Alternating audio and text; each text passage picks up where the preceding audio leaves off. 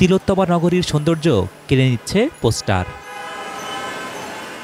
ব্যক্তিগত বাসভবনের প্রাচীর থেকে শুরু করে বৈদ্যুতিক খুঁটি, ফ্লাইওভারের পিলার, কোনো কিছুই বাকি নেই। ব্যানার পোস্টার সবখানেই।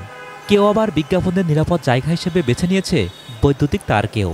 আমরা যদি উন্নত বিশ্বের দিকে তাকাই তো সেক্ষেত্রে দেখতে পাবো যে ওখানে কিন্তু এরকম যত্রতত্র আমরা ব্যানার বা দেয়াল লিখন দেখতে পাই না। তো সেক্ষেত্রে বাংলাদেশে আমরা এটা দেখতে পাই এবং নিঃসন্দেহে এটা সৌন্দর্য নষ্ট করতেছে। তো আমরা এটাকে নির্দিষ্ট একটা কাঠামোর ভিতরে আনতে পারি।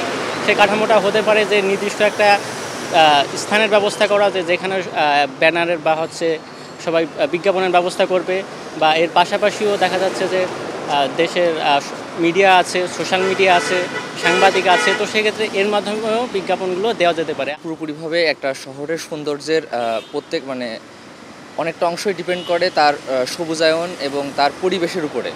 তো যখন একটা শহরে আপনি দেখতেছেন একটা সুন্দর পরিবেশের পাশে একটা অদ্ভুত রকমের পোস্টার লাগানো বা একটা অদ্ভুত রকমের দেওয়াল লিখন, যা আসলে সেই পরিবেশের সাথে যায় না।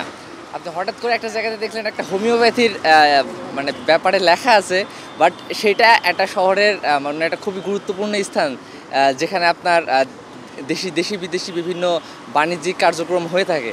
সেটা অবশ্যই একটা দেশের এবং একটা শহরের ভাবমূর্তি এবং পরিবেশ পুরোপুরিভাবে নষ্ট করে। কথিত আলোড়ন সৃষ্টিকারী কোনো বই, ভুঁইফোড় ডাক্তারের আবিষ্কৃত মহৌষধ, সব বিজ্ঞাপনের পোস্টার রাজধানী জুড়ে। গুরুত্বপূর্ণ স্থাপনা কিংবা শিক্ষা প্রতিষ্ঠানের দেয়ালেও বেমানান এসব ব্যানারের উপস্থিতি বিরক্তির কারণ হিসেবে মনে করেন নগরবাসী।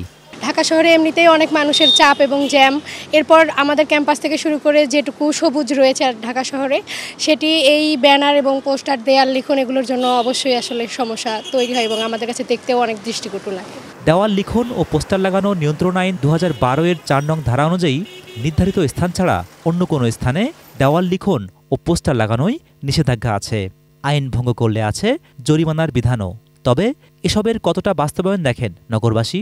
বাস্তবায়ন একদম নেই বলে চলে। আমরা দেখতে পাই যে কর্তৃপক্ষ কিছু সময়ের জন্য আইন করে, হয়তো সাময়িক সময়ের জন্য কিছুটা মনিটরিং আমরা দেখতে পাই, কিন্তু বৃহৎ নগরীতে যে মনিটরিং বা যে সিস্টেম চালু করা দরকার ছিল তার কোনোটাই আমরা আদৌ পর্যন্ত দেখতে পাই না। ফলে নগরের যত্রতত্র ব্যানার লাগানো হচ্ছে, পোস্টার লাগানো হচ্ছে, এবং সবচেয়ে বড় যে ক্ষতি হচ্ছে সেটা এক নম্বর পরিবেশের ক্ষতি হচ্ছে, আর দ্বিতীয়ত নগরের সৌন্দর্য নষ্ট হচ্ছে।